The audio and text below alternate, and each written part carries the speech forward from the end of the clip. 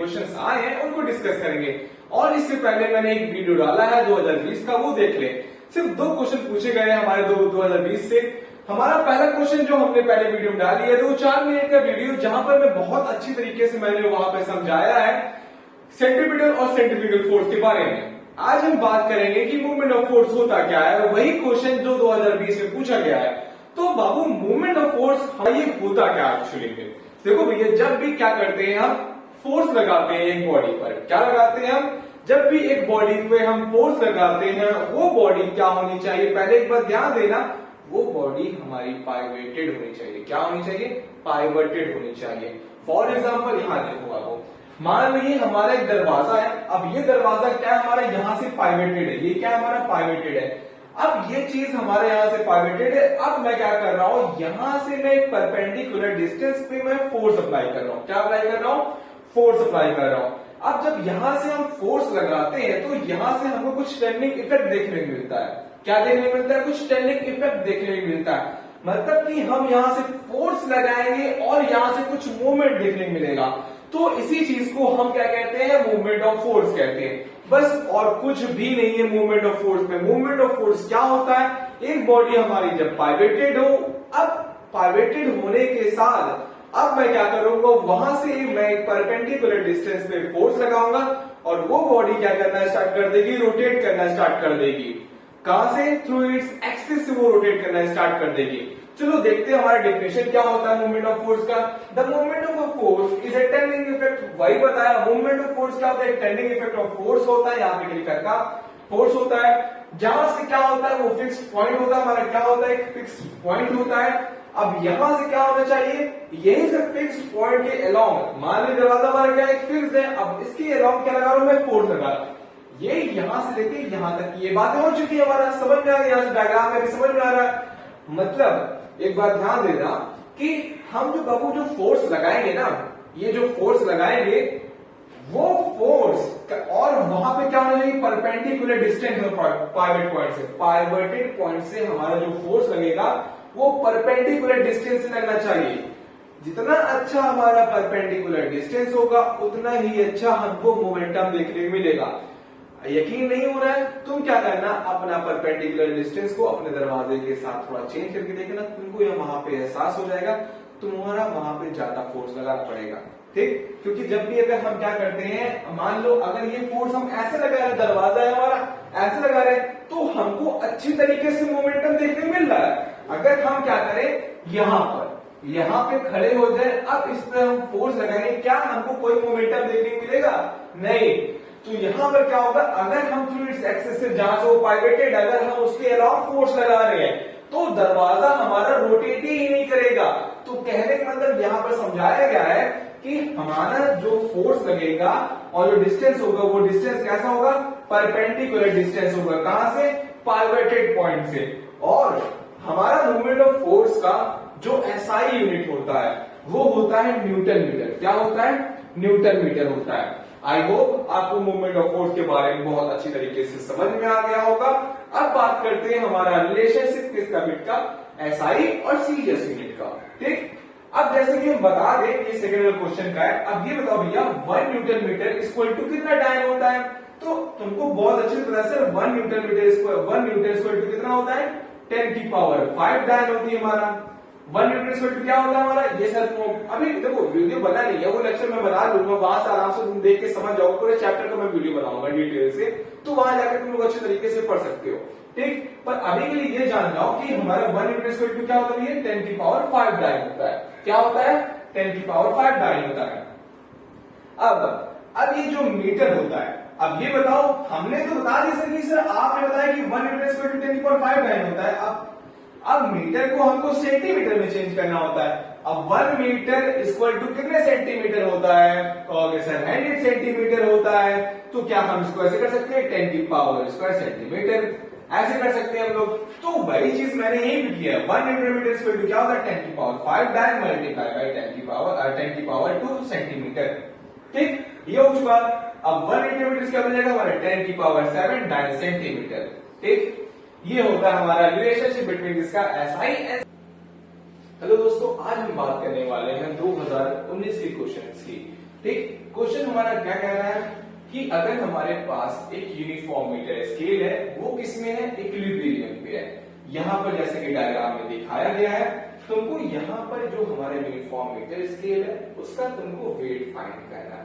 ठीक, दूसरा क्वेश्चन कह रहा है यहाँ पर कौन सा ऑप्शन हमारा ठीक होगा, which of the following option is correct to keep ruler equilibrium when 40 gram of force weight is shifted to 0 centimeter mark। क्या होगा जब हम एक 40 ग्राम सेंटीमीटर वेट को शिफ्ट करते हैं 0 सेंटीमीटर मार्क की तरफ, तो हमारे सामने दो ऑप्शन है। क्या हमारा जो फलक्रम है वो शिफ्ट हो जाएगा टू 100 सेंटीमीटर, क्या हमारा फलक्रम शिफ्ट हो जाएगा 0 सेंटीमीटर की तरफ। ये क्वेश्चन हमसे पूछ रहा है। तो पहले हम सॉल्व करते हैं कि ये पहला option calculate the weight of the metre scale, इसको हम लोग फाइंड करते हैं। पहले हम मान लेते हैं let the weight of the metre scale be XGF। X क्या है, उसका जो वेट ऑफ नंबर का होगा, gram force and it's act toward the centre of gravity 50 centimetre.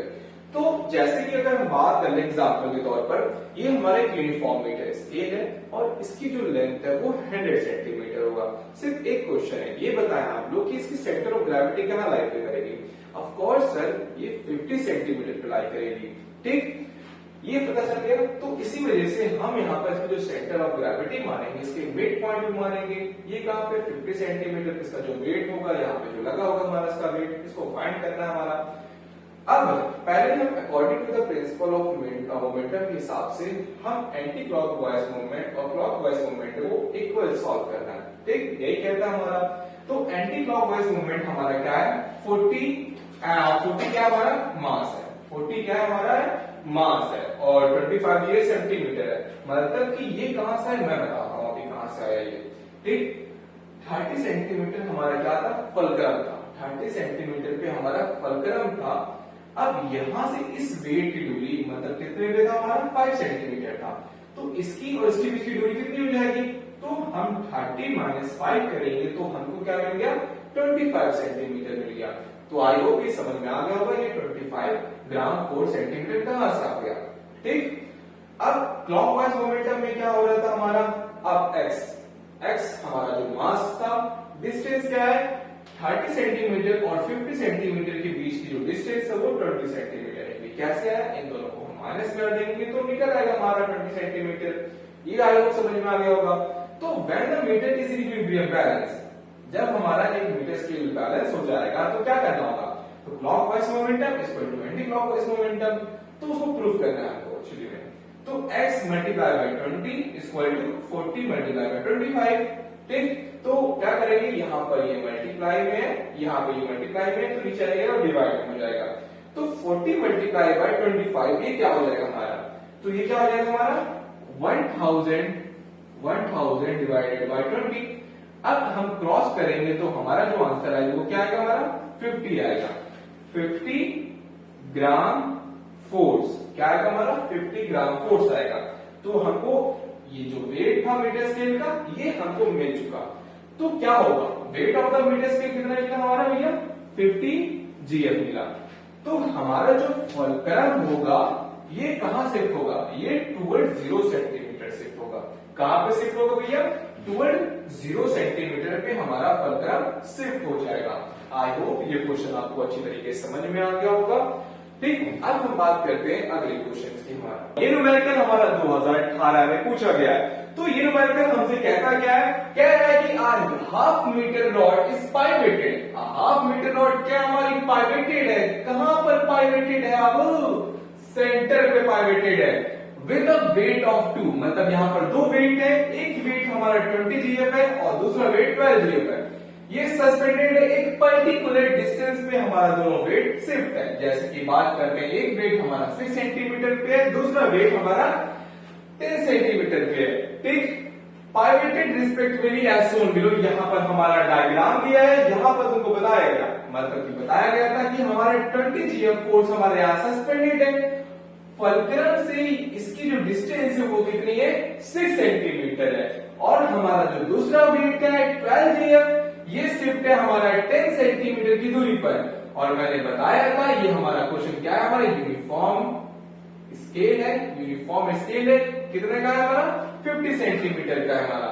ठीक, पहला क्वेश्चन पूछ रहा है कि ये बताएं कि which of the two force acting on the rigid rod causes clockwise momentum. इनमें से दो फोर्स हैं और ये दो फोर्सेस में से कौन सा फोर्स हमारा क्लॉकवाइज मोमेंटम करेगा। ठीक, पहला क्वेश्चन हमसे ये कहना चाह रहा है।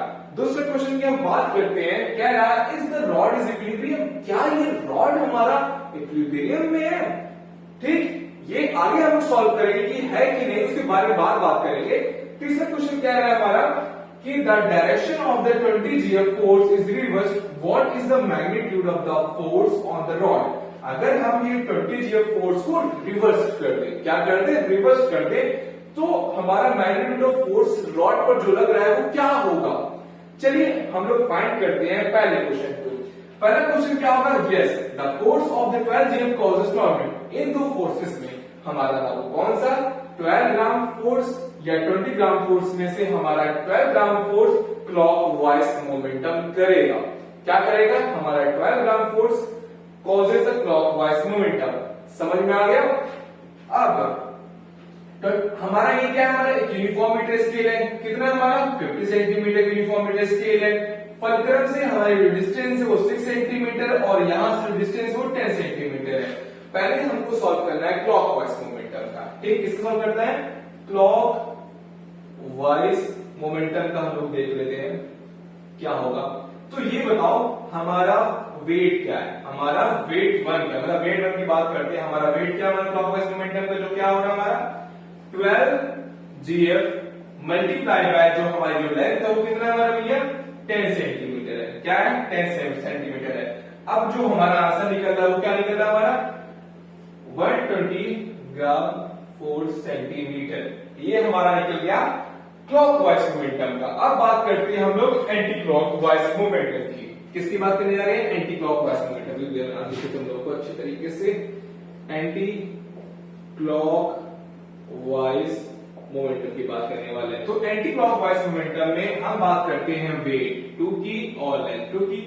तो यहां पर मैंने W2 लिखा, ये वेट लिखा और ये L है, लेंथ लिखते हो जिससे जहां से तुमको बहुत अच्छी तरीके से समझ में आ जाए। तो हमारा ये जो वेट है वो क्या है, वो हमारा वेट है 12 gram force multiply by 10 centimetre हमारी क्या है, लेंथ है। ठीक, अगर हम मल्टीप्लाई कर रहे हैं तो क्या निकल रहा है हमारा, सर वही तो निकल रहा है। इससे क्या समझ में आया हमारा कि 120 ग्राम 4 सेंटीमीटर हमारा इसका भी निकला। यस, हमारा जो तीसरा क्वेश्चन है इससे तो हमको समझ में आ गया सर कि हमारा ये जो रॉड है जो इक्विलिब्रियम में हमारा है, ये जो रॉड है हमारा किसमें, इक्विलिब्रियम पे।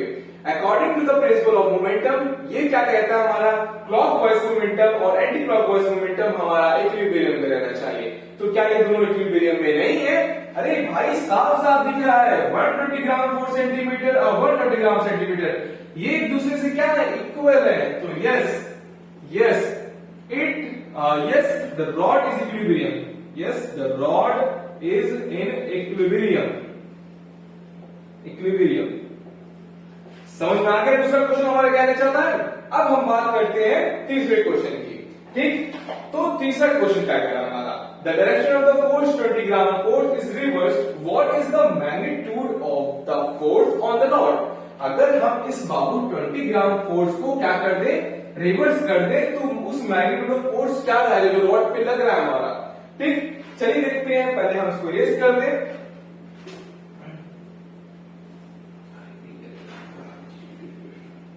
तो अब ये बताओ,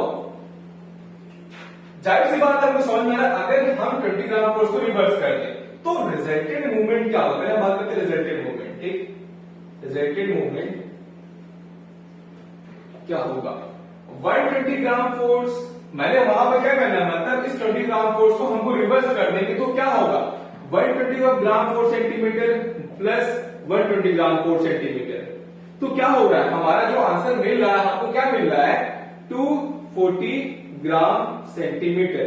मतलब कि ये अभी भी हमारा जो मोमेंटम करेगा, मोमेंट होगा देखने को मिलेगा, वो क्लॉकवाइज मोमेंट देखने को मिलेगा। आई होप ये क्वेश्चन आपको समझ में आ गया होगा। ये जो हमारा 120 ग्राम 4 सेंटीमीटर होगा, ये कैसे मोमेंटम करेगा, क्लॉकवाइज करेगा। कैसे करेगा, क्लॉकवाइज मोमेंटम करेगा। ठीक, इसको नोट डाउन कर ले। आई होप आपको अच्छी तरीके से समझ में आ गया होगा। तो ये रहा हमारे कुछ प्रीवियस ईयर के क्वेश्चंस। तो पसंद आया हो तो मेरे चैनल को लाइक करें, सब्सक्राइब करें, कहता नहीं हो पर करना हो तो कर दीजिएगा।